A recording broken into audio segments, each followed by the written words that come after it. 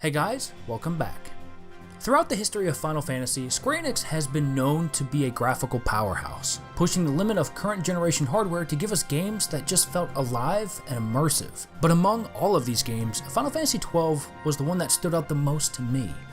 The world of Ivalice was massive, the world building is possibly the best in the franchise, and even to this day, it stands to be one of the most graphically sound games ever produced by Square Enix. Whether it be traversing through the streets of Rabanastre or through the open landscape of the Cedar Uplands, the world of Ivalice always resonated with me on how alive the world actually felt, and how beautiful the game was just by playing it.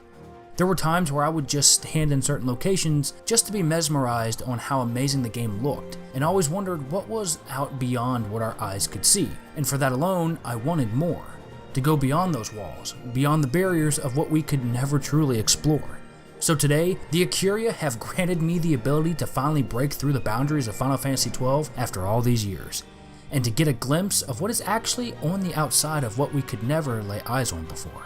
So before I start this little series of exploring the world of Ivalice, I wanted to give a shout out to Zexfin over on Nexus Mod for making this possible. With this mod alone, you can now unlock the full potential of Final Fantasy XII, and besides just having the free camera mod, there are a few unique features that come with it as well, so if you are interested, the link will be down in the description below, and feel free to support Zexfin and the rest of the Final Fantasy XII community over at Nexus Mods for taking the time to create a lot of the great mods for this game. So thank you so much, man, for creating this wonderful toolkit, and with that said, let's see what lays beyond the barriers of Final Fantasy XII. Alright, so among of all the locations within Final Fantasy XII, I wanted to start this adventure right at the beginning where you first take hold of Vaughn. Now, originally I had planned to do Nalbina Fortress whenever you played as Rex. However, I thought I would start this one at one of the more iconic locations within the game, the royal city of Rabanastre. Now, I had to play through a good portion of the game to make multiple saves in order to gain access to all of Rabanastre itself, because during the beginning, you're not able to explore everywhere thanks to not only Vane's inauguration, but some locations can only be accessed via story progression, like inside of Rabanastre's palace. So the first place I thought I would start would be within the Southern Plaza, which if you are familiar with the layout of Rabanastre, you will know that while in this area, there are 3 big gates that will take you to 3 different locations throughout Ivalice. But what is interesting about these locations is that Square Enix did a really good job at hiding on how the player sees the environment. If you take Vaughn through any of these doors for a brief second, you'll notice that it appears that the next area is already pre-rendered, but by taking a closer look and panning the camera out through these doors without having Vaughn go through them, you can see that these areas are actually not rendered in completely, and that the area off in the distance is nothing more than a bent 2D texture that gives you the illusion of what appears to be as an already rendered area. Now, within the Southern Plaza, and actually throughout all of Final Fantasy XII, Square Enix did an amazing job at providing each area with so much detail that even to this day it still holds up, and they were able to actually achieve this by having the game's area split into sections instead of trying to render in so much at any given time. Like when looking towards the north end of Rabanastre, not only do you see parts of both the east end and the north end of the city, but if you were to take the camera throughout these sections, or rather out into the distance, you will notice that not everything was completely modeled for the player to see. And this is a technique known as backface calling, which is on a majority of the geometry throughout Rabanastre. The reason for this was because, with what you can see with the limited camera, the developers simply didn't need to model in every little piece of geometry given on how limited the view with the camera was. Now, I know I'm not proficient whenever it comes to understanding game design, but my guess for this would be to save on not only just memory and resources, but not overtax the hardware, which then gave Square Enix the ability to provide us with such detail within a beautiful world. So now I wanted to explore each gate section to show you the different parts within these areas that you normally can't see or view up close. Starting in the East Gate, you can usually observe a lot going on within this area, but there are some things that are out of your sight, like with the chocobos within the chocobo stalls, which you can see a good amount going on from a distance, but panning the camera closer, let's get a view of them up close.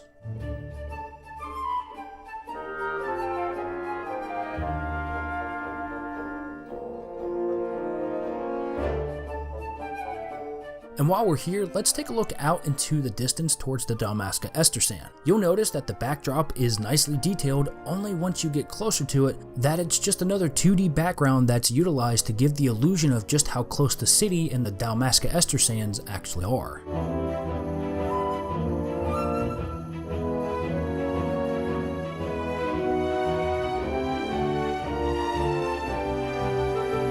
So now we're going to move to the south gate. You'll notice just how similar this area is to the east gate, with just a few slight adjustments to geometry, like parts of it to account for Lowtown, but here you'll actually find another chocobo stall which actually has the exact layout as the one over there in the east gate. But the only difference here is that there's actually one extra chocobo in the back, and as well as each chocobo is standing in a different position, as well as other NPCs that occupy nearby.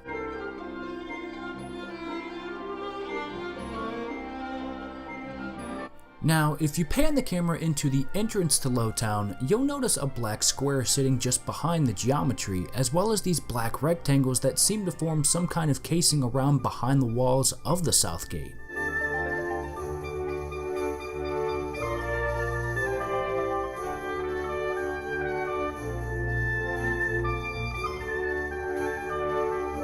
Now if we take the camera out towards the Giza Plains, you'll notice it to be very similar to that of the Dalmasca Sands, with it being yet another 2D background. Except with it now, instead of it being during the dry season, it's actually showing what the rainy seasons would look like. And the thing about it is if you take a look at the 2D background, you can tell that the top is actually faded out to blend in with the skybox. That way you have this seamless view. So I wanted to save the west gate for last, given that it's actually attached to the aerodrome. But like the other gate sections, the west gate contains nothing really much different from both the east gate and the south gate. It contains yet another chocobo stall with numerous NPCs occupying the area. And if we turn our attention towards the western sand, you'll notice that it's yet another detailed 2D textured background.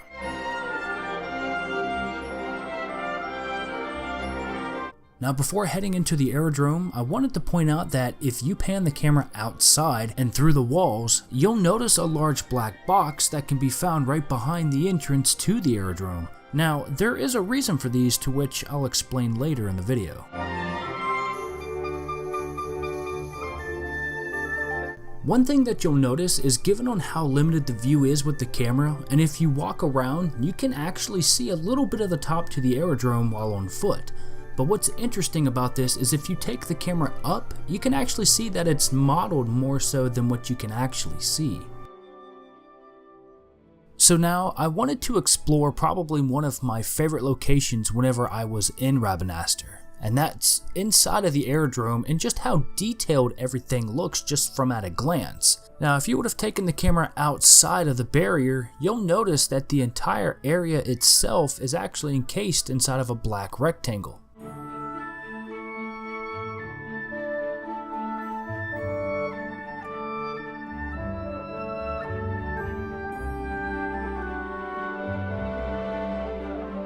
Have you ever wondered what was on the outside where the ships would normally dock themselves? Just to kind of get an idea about what that area would look like? Well, if you take the camera out towards that, you'll actually not only see a backdrop to the Dalmasca Western Sand, but you'll also notice that the Sky Ferry, which is used to travel between locations, actually isn't fully modeled, and with it, you can even see the observation parlor by taking the camera inside. Now for the last bit, I know I'm not the only one who's ever been interested in characters that were kind of standing out in the distance. And so while we're in the aerodrome, as you can see, there's actually plenty of Imperial soldiers that are just kind of scattered throughout, with a few other characters just standing around in the background. But what's funny about this is if you get close enough, you'll notice that they're nothing more than 2D textures that actually contain no 3D geometry. And just to kind of give off the illusion, Square Enix even added a little bit of animation to these sprites to appear as if they were doing something. But as you can tell, they're just moving from side to side. So now we're going to check out the east end of Rabanastre, and there's quite a lot to explore here, and some things that actually have sparked my curiosity over the years. As soon as you enter into the east end, the gate to the right, where the two Imperial guards are standing next to, has always had me wondering on what was behind it. And what's riveting about this, if you pan the camera through the gate, you'll actually come to a backdrop that just represents another area of Rabanastre. Now, throughout the city, there are quite a lot of these inaccessible locations that you don't really have any entryway into, but it does make you wonder on what it would have been like that if throughout the game, those areas would have eventually become accessible. So the thing I wanted to point out while in the East End of Rabanastre is that this is where a good majority of the shops are located besides the Bazaar, Yamora's Gambits, and of course the Clan Hall. But what's really interesting is unlike your simple transition from one area to the next by passing through those blue dotted lines, when entering into shops or other buildings within the game, you don't get a good shot on what's on the inside because it's either blacked out or the game transitions really quick to where you can't get a good view of what's behind the doors. But whenever you enter into these areas, if you were to take the camera through the walls to see what is exactly on the other side, you will notice these black rectangular boxes behind the doors to these locations. Now, I reached out to someone who kind of has a little bit more knowledge on this, and usually if there's black cubes or black geometry within that part of the game, it's usually used as a trigger or spawn point, but in this case when entering into these shops or buildings, it triggers the locations you are going into. Now, when inside of these shops or buildings, at times there are sections that the player normally can't gain access to, which I will touch more on here in a minute. But from what I have found out is that if you were to take the camera outside of the walls of these shops, you will see that they sit entirely within a black void away from the other play spaces. However, there were other discoveries I found when I began to fly through and exploring within each location. Like in Magello's Sundries, if you were to go to the back and in behind the shop, you can notice a basket just floating within the void. As well as if you were to go underneath the shop, you will find a piece of paper just seemingly out of place. Now, after searching through some of the other shops, I was actually able to find a few other objects laying around outside of view. Like in Amal's Weaponry, you can actually find 7 pieces of floating glass panels just to the right.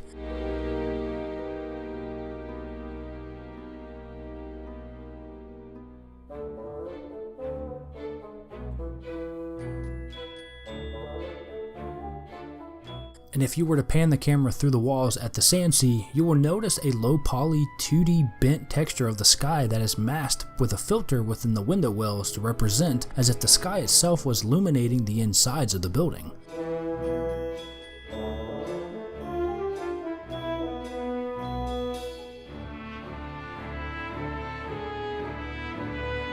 Inside of Yamora's Gambits, if you were to pan the camera to the right and through the walls, you'll actually find 2 floating point lights that were used for the lighting that is emitted from the hanging lamps. And if you were to look close enough, there's even a poster misplaced all the way out from the entire play zone.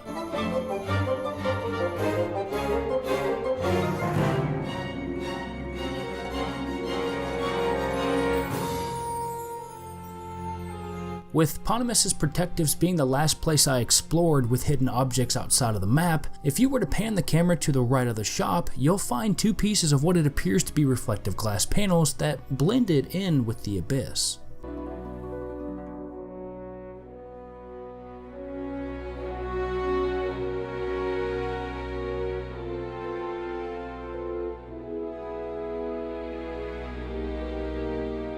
Now, in case of items that are found outside off screen, there are a lot of tricks that developers use, so these could be dummy objects to act as anchors of some kind for other things, but they could just be remnants of development that weren't cleaned up either.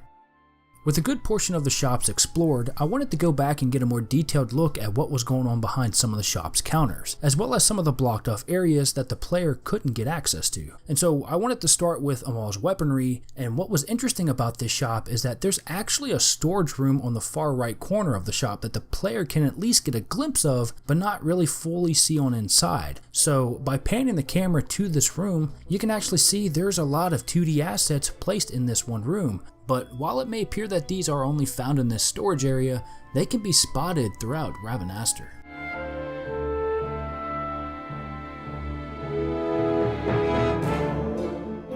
Heading over to Ponimus's Protectives, you can actually get a closer look at the cabinets in the back that you normally wouldn't get a good view on. And what's even more interesting is the fact that they're fully modeled, even though you have parts of it that the player normally couldn't see.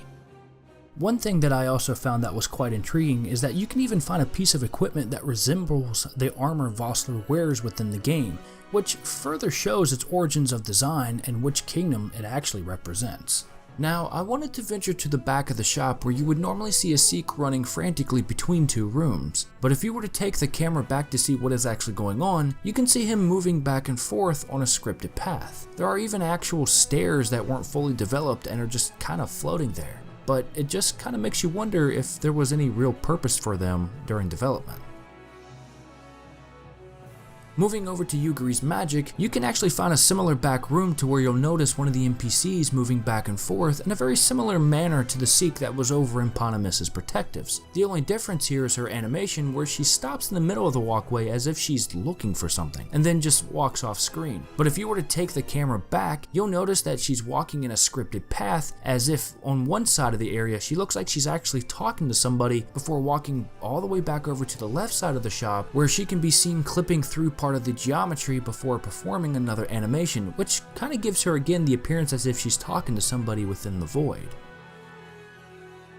The last place I wanted to observe was the Sand Sea, and while there really isn't much going on there, there were two things that kind of sparked my curiosity. The room to the far right that is led by a pair of stairs that go up to another room within the Sand Sea, and actually there's this mysterious knocking noise that seems to have eluded me for so many years. Sadly, by panning the camera towards the door where the staircase is, part of the map instantly unloads out of sight, but by panning the camera around, you can actually see that, well, there's not really much going on and that it leads to nowhere. But as for that knocking noise, I found out that it's actually a Banga that stands up on the upper balcony, drunk as he stomps his feet in glee.